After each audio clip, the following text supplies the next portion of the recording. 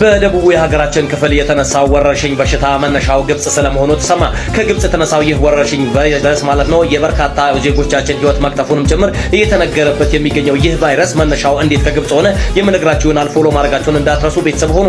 በተለይም ደግሞ ከግብጽ የፍራፍሬ የሌሊት ወፍ ወይም ደግሞ ኢጂፕሽያን ፍሩት ባት ከሚባል በሽታ መመንጨቱና መነሳቱ ተነግሯል። ይህ በሽታ እንግዲህ በጂንካ የታየው ወረርሽኝ የኢቦላ ዝርያ ሆኖ እንዲህ በሚገርም ሁኔታ ማለት ነው እጅግ በጣም ከፍተኛ ተባለና የከፋ ስለመሆኑም ከኢቦላም የከፋ ስለመሆኑም እየተነገረበት ይገኛል።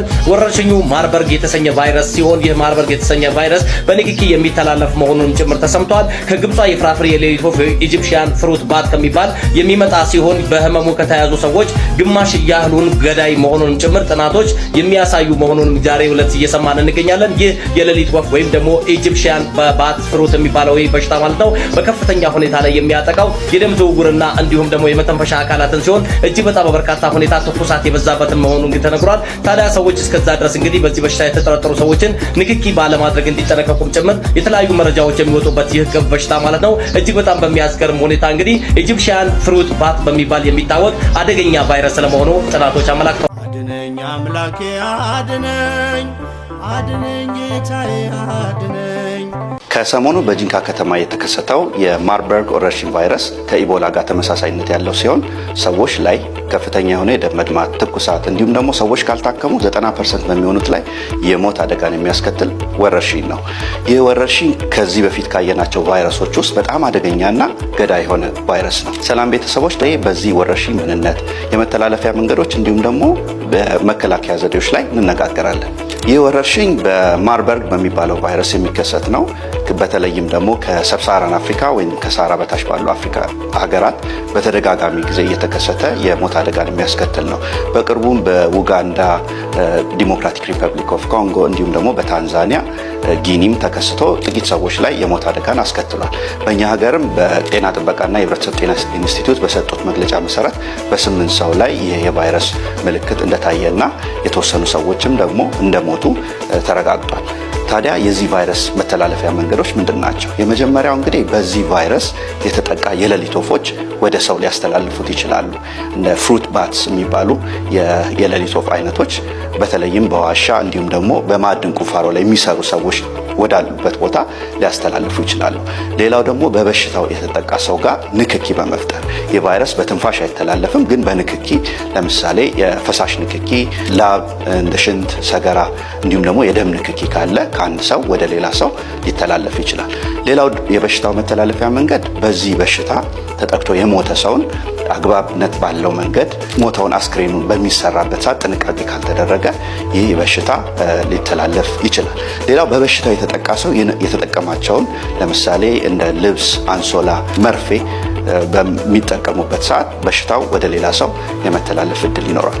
የበሽታው ምልክት በምናይበት ሰዓት አንድ ሰው በሽታ ካለበት ሰው ጋር ንክኪ ካለው ምልክቱን እስከሚያሳይ ከ2 እስከ 21 ቀን ሊፈጅ ይችላል። በአማካኝ ግን በ7 ቀን ውስጥ የበሽታው ምልክት ሊታይ ይችላል። የበሽታው ምልክቶች መጀመሪያ ላይ የሚታዩት ምልክቶች ለምሳሌ እንደ ከፍተኛ የሆነ ትኩሳት፣ ራስ ምታት፣ ብርድ ማለት፣ የጡንቻና የመገጣጠሚያ ህመም ስሜት ሊኖር ይችላል።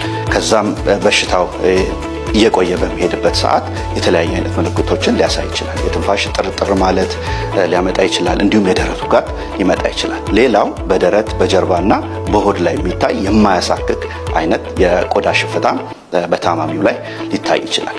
መጨረሻ ላይ በሽታው ሕክምና ካላገኘና ከቆየ የተለያየ አይነት ችግሮችን ያመጣል። ለምሳሌ ከፍተኛ የሆነ የደም መድማት ከአፍንጫ፣ ከአፍ፣ ከብልት እንዲሁም ደግሞ ከሰገራ ጋር ደም የቀላቀለ ሰገራ ሊኖር ይችላል። ሌላው የሰውነት አካላትን በማጥቃት ለምሳሌ እንደ ኩላሊት፣ ጉበትና ጣፊያን በማጥቃት የሞት አደጋ ሊያስከትል ይችላል። ይህ የማርበርግ ቫይረስ ክትባት የለውም፣ እንዲሁም ደግሞ መድኃኒትም የለውም። በበሽታው የተጠቃ ሰውን ለማከም አጋዥ የሆኑ ህክምናዎችን የምንጠቀመው የፈሳሽ ህክምና ሊደረግ ይችላል። ከዛ ባለፈ ደግሞ የተለያየ የደም ሴሎችን በመተካት ህክምና ሊሰጥ ይችላል። ታዲያ በዚህ የገዳይ በሆነው የማርበርግ ቫይረስ ራስዎን ለመጠበቅ የሚከተሉትን መከላከያ መንገዶች መጠቀም ይችላሉ። የመጀመሪያው ቅድም የተነጋገርናቸውን ምልክቶች በራስዎ ላይ ካዩ በአፋጣኝ ወደ ጤና ተቋም በመሄድ ምርመራ ማድረግ ይገባዋል። ከዛ ውጪ ደግሞ በበሽታው የተጠቃ ሰው ጋር ንክኪ ካለዎትም ራስዎን ወደ ጤና ተቋም በመሄድ ምርመራ ማድረግ ይገባል።